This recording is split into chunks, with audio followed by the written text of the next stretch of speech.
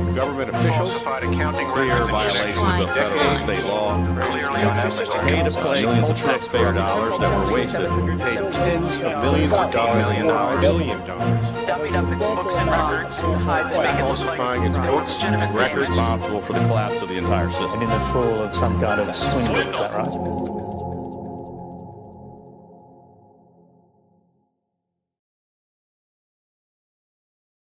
So this is a vaginal mesh. It's used when women have a prolapse or bladder incontinence, normally brought on by childbirth, and it's often made from polypropylene. Transvaginal mesh products were approved for use in 1996 after being tested on rats. Gynecologists began using the surgical mesh to repair urinary incontinence and pelvic organ prolapse conditions in humans that can sometimes occur following childbirth or from old age. The mesh is permanently implanted in the vaginal wall to serve as reinforcement for weakened pelvic muscles, like a little flexible plastic hammock that keeps everything in its proper place. Within a decade, millions of women worldwide had received the urogynecological mesh implants, most with life-changing positive results. However, a sizable minority had the opposite experience. In this case, a sizable minority meant tens of thousands of real human beings who were all saying the same thing. Transvaginal mesh implants had ruined their lives. In time, reportedly, the mesh shifts out of place or erodes the tissue in which it had been implanted. The bleeding starts, followed by chronic pain and nerve damage. In some cases, the mesh migrates so drastically that it perforates the organs it was meant to support.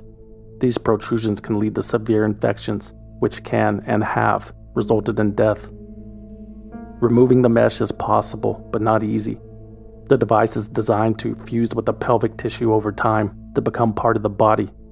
The New York Times likened the removal process to pulling chewing gum out of long, thick hair, and that's only for the most fortunate. Undergoing additional, often numerous operations was not feasible for everybody. And then I began to have what felt like period pains, but very intense period pains that would go on for days and weeks and weeks. And I was re-referred back to my gynecologist, who said it must be your womb. I had a full abdominal hysterectomy to try and rectify my pain, and of course I still had it there after that. So I lost my womb for no reason when I was 39. That's Claire Cooper. She told the BBC that she first began experiencing pain 3 years after her vaginal mesh was implanted, but nobody could tell her why. She went back and forth between a general practitioner and a gynecologist, who finally decided the source of her pain must be related to her womb, so they removed it. Claire Cooper was talked into a total hysterectomy, but the pain never went away. Still, the doctors had no answers. One even suggested that it was all in her head. And he looked at me square in the face and he said, "Claire, we've had you out on an operating table. There is nothing there to see. You are depressed." No, sir. The pain was very real, and Claire Cooper lived with it for many years, if you could call it living. It hurt just to walk. Sitting down could be unbearable sometimes. Sex with her husband hadn't been a consideration in 4.5 years. "I want the procedure banned. I want the material banned," Claire Cooper told the BBC. 61 different medical device companies manufacture the urogynecological mesh. Claire Cooper's just so happened to be made by Ethicon, a subsidiary of Johnson & Johnson, which based its product on the original by Boston Scientific, which was pulled from the market due to safety issues 2 years after it was introduced. Boston Scientific's original version had been approved through the FDA's 510K process for its similarity to other surgical meshes already on the market, and in order to fast-track their own approval processes, every manufacturer that entered the market based their vaginal mesh products on Boston Scientific's original, design flaws and all. Human trials were not required.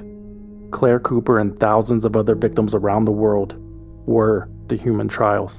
At least twice a month, Chrissy Bradstick ends up in hospital. I lay in bed all day in agony. I don't have a life with my friends, my family. 3 years ago, she had plastic mesh like this implanted to lift her bladder and stop incontinence following the birth of her children. But she says it left her in pain, and even after the mesh was taken out, she still suffers with searing and constant infections that no antibiotics can kill. It feels like I'm dying from the inside. And I've lost all sense of normalcy in my life. In 2008, after receiving thousands of reports, the U.S. Food and Drug Administration issued its first public health notice related to the severe complications associated with transvaginal mesh, but described them as rare. Soon after, researchers determined that between 15 and 25% of implant patients would experience issues, and usually those issues were far more severe than the conditions the mesh was intended to treat. According to the New York Times, from 2008 to 2010, there was a 5-fold increase in reports to the FDA about complications with the mesh. In January 2012, the agency ordered makers of the implants to conduct post-market surveillance studies to address concerns related to the safety and effectiveness of the products. By June 2012, Johnson & Johnson had announced that it would stop selling its mesh worldwide. This was not a recall. Johnson & Johnson and Ethicon wanted to make that abundantly clear. The company was not discontinuing its vaginal mesh products over safety and efficacy concerns. In a statement, J&J stressed that the decision was based on the product's, quote, commercial viability in light of changing market dynamics. That's all. Johnson & Johnson could not admit fault because over the next few years, the company would be named in thousands of lawsuits filed by more than 100,000 plaintiffs across the globe. The first case to go to trial in February 2013 belonged to a 47-year-old nurse from South Dakota named Linda Gross. After a 2006 operation for pelvic prolapse, Ethicon's transvaginal mesh left Linda in constant, debilitating pain. It took 18 operations to remove and repair, over 400 visits to doctors and physical therapists. She was never the same again. Who you see standing here now is not who I was, Linda Gross told the jury. After 5 days of deliberations, the jury awarded Linda $1.1 million for her pain and suffering, $180,000 for lost wages, $500,000 for future lost wages, $385,000 for past medical treatment, $1 million for future medical treatment, and $180,000 for her husband's loss of companionship and conjugal affections. More than $3.3 million in total. Linda Gross's verdict gave hope to all of those with pending litigation.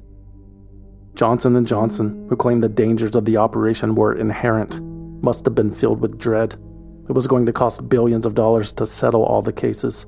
The company wasn't the only one who saw the writing on the wall. Predatory lawyers hired telemarketing firms to recruit plaintiffs. They obtained medical records and cold-called recipients of the vaginal mesh implants at home to inform them that their life was in danger and about pending litigation. They even coaxed some of them to have their mesh implants surgically removed. The lawyers had realized that the settlements tended to be more lucrative in those cases. Some law firms even partnered with specialized financial institutions to fund the removal surgeries for potential plaintiffs at disgustingly high interest rates. Those financial institutions would be reimbursed once the cases were settled.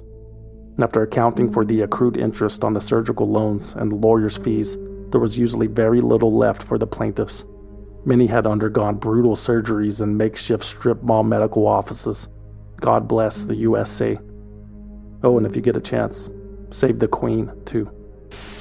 I'm not a woman that I used to be. I feel like a helpless no-hoper. I think I'd be better off dead if I'm like this. Do you know what I mean? I don't want to live like this. Honestly. I just don't want to live like this. I want my old life back.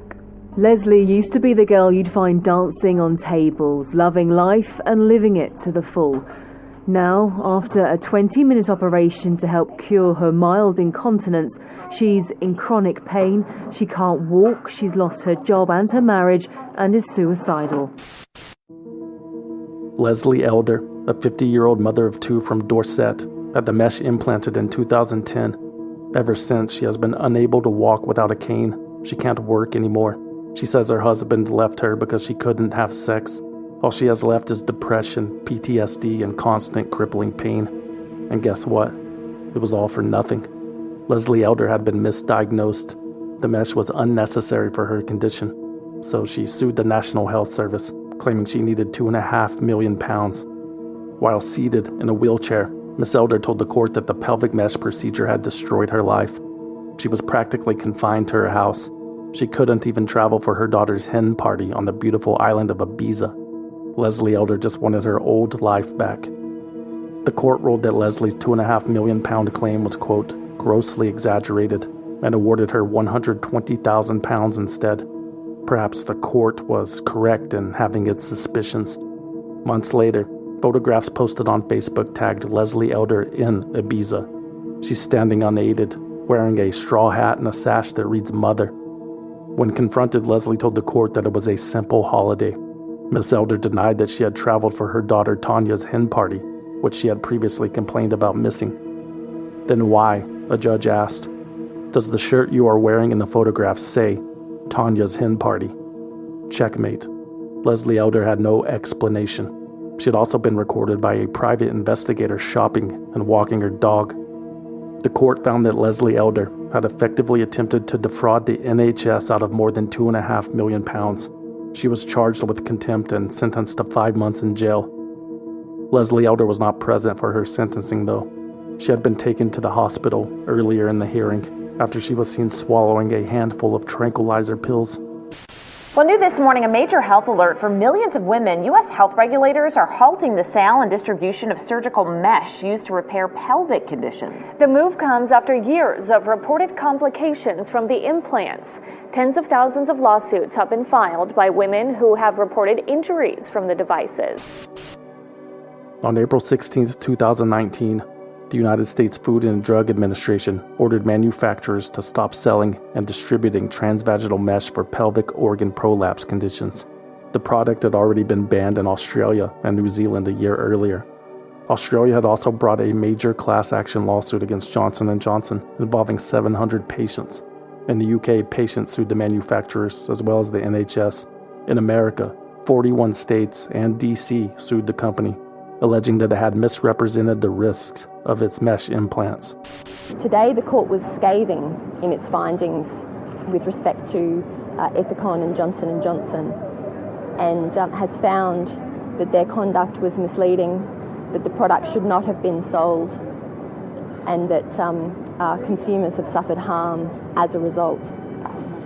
This case is the largest women's health class action in Australia's history and a landmark decision. In total, the cases have resulted in over $8 billion in settlements. Johnson & Johnson has denied any wrongdoing. After the Australian verdict, a spokesperson for the company said, quote, Ethicon believes that the company acted ethically and responsibly in the research, development, and supply of these products. Just how ethically and responsibly did Ethicon act? We will never know. It was discovered in 2014, while the future J&J CEO, Alex Gorski, was chief of the Ethicon subsidiary, that the company lost or destroyed thousands of documents and computer files related to the development of its transvaginal mesh products. Aw shucks, there was probably nothing to see anyway. However, amid the pelvic mesh litigation, Johnson & Johnson was also battling claims that its beloved baby powder was causing cancer. Lucky for us, documents related to that case remain intact, and shocking is an understatement.